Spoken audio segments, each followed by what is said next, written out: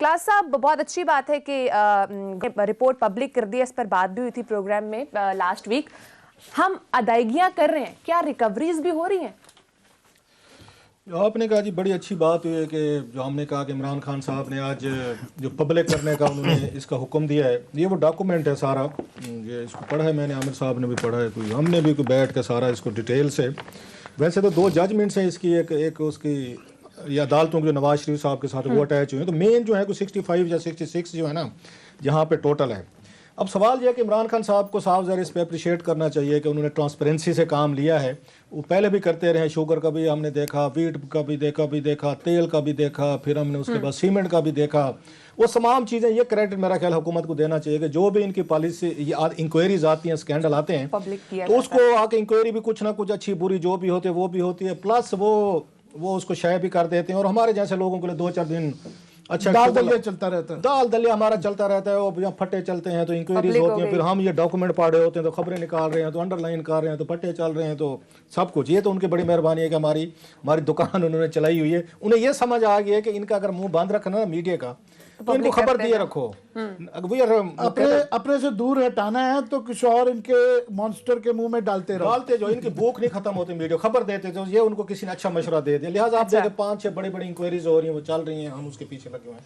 अब ये inquiry report कि हम ये इंक्वायरी उसमें रिपोर्ट नहीं है। अब इसका जो जवाब मिलता है ना कि इमरान खान साहब ने आज ये क्यों बड़ा फैसला किया है कि इनको पब्लिक करना चाहिए, ये बड़ा सेंसिटिव डॉक्यूमेंट है अगर मुझसे पूछें, क्योंकि इसमें ठीक है नवाज शरीफ साहब भी उसमें बदनाम हो रहे हैं, इसमें ठीक है, उसमें लेफ्टिनेंट जनरल साहब हैं, एक जाहिद अली अकबर साहब का भी नाम आ रहा है, आफ्ताब शेरपो का भी आ रहा है, और जरदारी साहब को, फौजी काजमी साहब लोगों को भूल गया है, उनका भी नाम आ रहा है, और बड़े 2-4 इस तरह के लोग हैं, बल्कि एडमिरल मंसूर साहब का भी नाम आ रही है। तो वो कहते there are the things of the past. लेकिन साथ में इसमें जनरल मुशर्रफ और जनरल अमजद का भी नाम आ रहा है, जो असल चीज़ें हैं, जो इसका नाम आज शहजाद अकबर साहब नहीं ले रहे थे। इमरान खान साहब ने पढ़ाया असल में ये डॉक्यूमेंट, या उनको पढ़ाया गया है, ये है 13 सफ़हात का जो असल चीज़ है। और इसको पढ़ने के बाद खान साहब ने फैसला किया है कि ये जो डॉक्यूमेंट है ना, ये वाला इसको पब्लिक करना है, ये पूरा है। अगर ये डॉक्यूमेंट वो ना पढ़ के बैठे होते तो फिर इन्होंने इसको पब्लिक नहीं बता दें कि ये कौन सा है, वो कौन सा है। हाँ, ये बड़ा अच्छा आपने, वो लोगों को मेरा ख्याल है बोटी फाइल से पता चल गया होगा कि ये आज वाला है सर। ये है वो फैसला जो कि ब्रॉडशीट की उसमें आया है, और ये है वो कॉरेस्पॉन्डेंस जो कि आपस में गवर्नमेंट के उनके वकीलों के ब्रॉडशीट के आपस में दरमियान में हुई है। अब इसमें जो नाम है, इसमें ठीक है कि शहजाद अकबर साहब का भी नाम है, लॉ मिनिस्टर का भी नाम है, इसमें इमरान खान साहब का भी नाम है, इसमें उसके बाद आप उसमें देख लें दीगर जो अटॉर्नी जनरल पाकिस्तान का इसमें नाम है, फिर और 2-4 लोग हैं, सद उमर साहब का नाम है, फवाद चौधरी का नाम है, मुलाकातों के हवाले से है। इसमें इनमें से किसी पे इल्जाम नहीं है, ये जहन में रखें। अगर इस पूरे पेपर को पढ़ें ना, इस पे असद उमर पे इल्ज़ाम लगाया उन्होंने, ना फवाद चौधरी साहब पे है, ना इसमें इमरान खान साहब पे है, और बातें हैं इसमें, ना असद उमर पे है, ना वो अटॉर्नी जनरल बुला, वो बिल्कुल सिविलियन साइट इसमें महफूज है।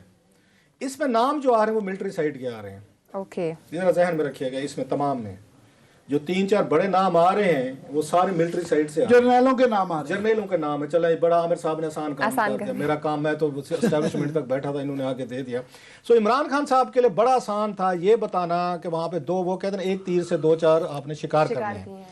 एक तो ये है कि सबसे बड़ा कि उसमें फिर दोबारा वो जो बात इमरान खान साहब आजकल पॉपुलर उनका बयानिया चलता है, NRO नहीं दूंगा, मैं कराची नहीं जाऊंगी, वो जो फिल्म वो टाइप आती थी, मैं NRO नहीं दूंगा, लाहौर नहीं जाऊंगी वाला हिसाब है, NRO नहीं दूंगा।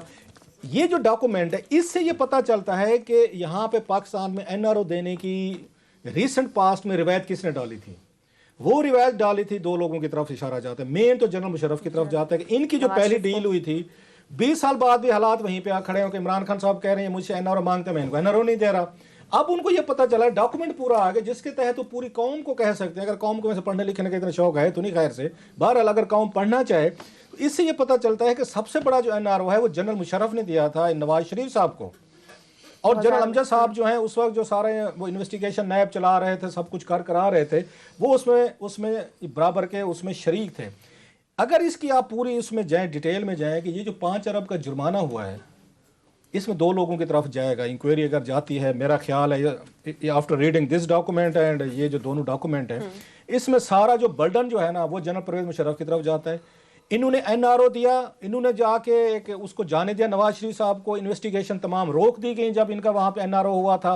मीनवाइल ब्रॉडशीट ये कहते हैं हम तो इनके खिलाफ ये तहकीकात जारी रखे हुए थे, सऊदी अरेबिया में प्रॉपर्टीज़ हैं, यूएई में, बला बला में, तो लिहाजा वो पैसे उन्होंने कहा जनाब हमें भी दें, क्योंकि इन्होंने जो मुआहदा किया था जनाब अमजद साहब ने, मेरा ख्याल है आई एम अमेज्ड कि इस तरह का मुआहदा उनके पास वो लीगल टीम थी, फ़रूक आदम साहब थे प्रोसिक्यूटर जनरल थे, उनको भी थोड़ा सा खैर अल्लाह उनको मेरा ख्याल है इस वक्त नहीं है वो, तो उनको देखना चाहिए था कि हजूर आप किस तरह का मुआहदा करें। मुआहदे में क्लास रख दी गई थी।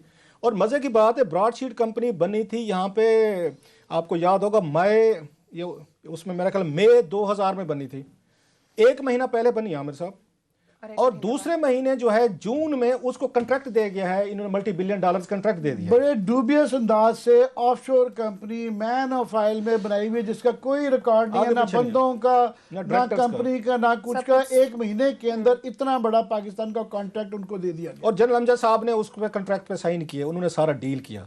सो ये सारी चीज़ें जा रही है ना, इशारे जो जा रहे हैं वो सारे के सारे इंक्वायरी होती है, वो चीज़ें पास्ट में जाएंगी। और मेरी इत्तला तो ये है कि इस पर शायद कोई जुडिशल कमीशन वगैरह भी बनाया जाए इसको फर्दर सीमेंट करने के लिए। सो इमरान खान साहब इसमें पूरे सेफ हैं। इस डॉक्यूमेंट में जर्नलों के नाम एक आध के आ रहे हैं जो उन्होंने कट मांगा, ये मूसवी से, मूसवी साहब खुद भी कह चुके हैं वहाँ पे इंटरव्यू में जी मुझे कट मांगा गया था। सो इमरान खान साहब को इसमें कोई मसला नहीं है जी, कट उन्होंने मांगे, मैंने नहीं मांगा, मेरे वजीर का तो किसी का नाम नहीं है।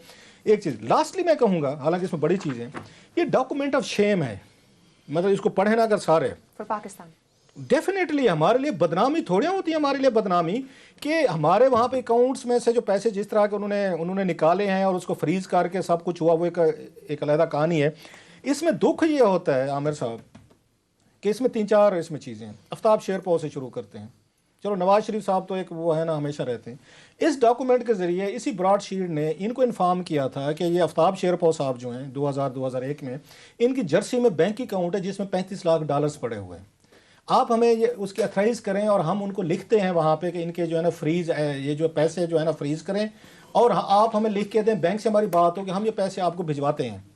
इसमें सारी डिटेल लिखी हुई है कि नैब ने कैसे क्रिमिनली तौर पर, ये जो बड़े आज संभाले नहीं जाते ना, बड़े मुल्क के मुहाफिज बने हुए थे नैब वाले जी, हम सबसे बड़े हैं, इन्होंने जनाब उस पर कोई कार्रवाई नहीं की और पूरा मौका दिया इन्होंने आफ्ताब शेरपाव को कि आप ये पैसे वहाँ से ट्रांसफ़र करके किसी और जगह ले लें। वो पैसे वहाँ से निकाल के ले गए, नंबर 1। नंबर 2, उसके बाद इन्होंने ये जनाब मुशर्रफ साहब ने, जिनकी कौम मोहब्बत में बहुत बड़ा उसका शिद्दत से शिकार है, इन्होंने उसी बंदे को आफ्ताब शेरपाव को जिसने पैसे यहाँ से लेके गया था, माल बनाया, पैसे बनाए, $35 लाख जिसके पड़े हुए थे, उसी बंदे को वापस लाए। वापस लाने के बाद उसको इन्होंने वहाँ पे आके अपना इंटीरियर मिनिस्टर बनाया, फैसल साले आजाद को हटा के 2004-05 में। और वो बंदा जो मफरूर था, भाग गया था, नैब की उसमें इन्वेस्टिगेशन में था, जिसका $35 लाख ट्रेस किया गया था, जर्सी में बैंक में किया गया था, उसी बंदे को जनरल परवेज मुशर्रफ ने आके इस मुल्क का इंटीरियर मिनिस्टर बनवाया और बाद में सारे केसेस वगैरह जो है ना उन्होंने दाएं बाएं कर दिए, ये कर दिए। सो मेरा उसमें एक अगेन और भी लोग हैं उसमें, उनके नाम आते हैं। मेरा एक उस पर सवाल है कि ये मुल्क की इससे बड़ी कोई बदनामी हो सकती है कि जिन लोगों को आप मोस्ट वांटेड कर दिया हुआ था, जो मफरूर थे, जो भागे हुए थे यहाँ से, उनके साथ आपने डील्स की, उनके साथ आपने कोई पैसे रिकवर नहीं किए। अब अभी नवाज शरीफ वाला देख लें, जो इंटरेस्टिंग चीज़ है इसमें एक और, इस डॉक्यूमेंट से पता चलती है कि नवाज शरीफ साहब का जो यहाँ JTA हुई, इन्होंने जब मुआहदा किया था, मुआहदे में एक बात रखी थी कि पैसे पाकिस्तान में भी हम अगर रिकवर करेंगे ना तो आपको देंगे। ब्रॉडशीट का कुछ ताल्लुक है या नहीं है उस रिकवरी से? ब्रॉडशीट ने उस बंदे को ट्रेस किया या नहीं किया? लेकिन अगर पाकिस्तान में भी आपने कोई वो पैसे उससे निकलवाए हैं तो आप उसका वो आके 20% शेयर हमें देंगे। ओ भैया, इस तरह का मुआहदा जनरल अमजद साहब ने किया हुआ है, नैब के चेयरमैन ने किया हुआ है कि भाई साहब जिस काम का आप उनके साथ ये मुआहदा करें ना, जहाँ से आप दुनिया भर से लेके आएंगे वो आपको शेयर देंगे। इन्होंने जनाब आप जो उसके लगाई हैं ये JAT की रिपोर्ट्स, उसमें सारा बताया गया कि नवाज शरीफ की UAE में इतनी इनकी जायदाद है, इनके अमेरिका में सारी, सऊदी अरेबिया में इतनी है, लंदन में इतनी है, जो यहाँ पे असेसमेंट्स पेश की गई। उन्होंने सारे असेसमेंट्स निकाले नवाज शरीफ साहब को, और 1% इन्होंने नवाज शरीफ से रिकवर नहीं किया, जहन में रखें। लेकिन क्योंकि नैब ने कहा था कि इनकी फलां उसमें है प्रॉपर्टीज, 880 मिलियन या पता नहीं कितने $820 मिलियन के असेसमेंट किए उन्होंने। उसमें से $20 मिलियन जो है अब नवाज शरीफ के एसेट्स की वजह से दिया गया है, जो नैब ने कहा जी हमने ट्रेस किए हैं, फलां जगह पे हैं, जो रिकवर नहीं हुए, $1 रिकवर नहीं हुआ। लेकिन उसकी बुनियाद पे वहां पे हमने $20 मिलियन जो है ब्रॉडशीट को दिया है। ये इतनी बड़ी नलायकी, नाहली या उनकी वो क्या मिली भगत का ये उसका आप उसमें डिटेल्स हैं कि बंदे का सर यहाँ शर्म से झुक जाए कि ये लोग यहाँ मिले हुए थे।